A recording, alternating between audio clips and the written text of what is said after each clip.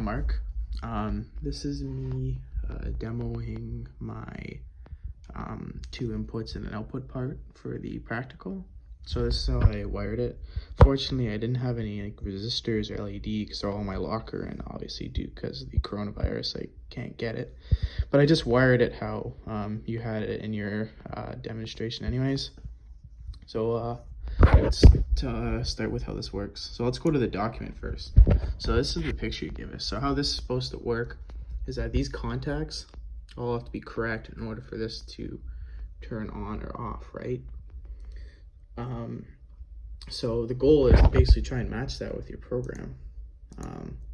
So this way, so switch 1 and switch 2, I used pin 4 and 5, and my LED is 2 because that's the one for the output. So it's just setting up my inputs and outputs and stuff. So I got a while true because obviously you want it to run forever.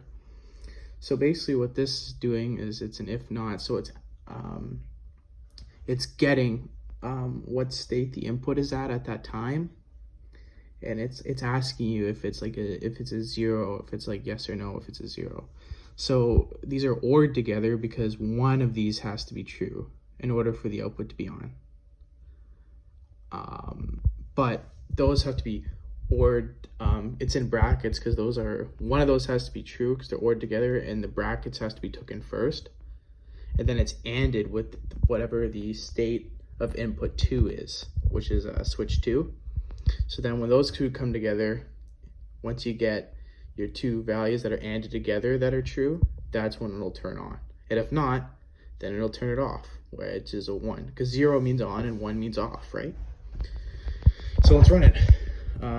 It is very much like a PLC, like you said.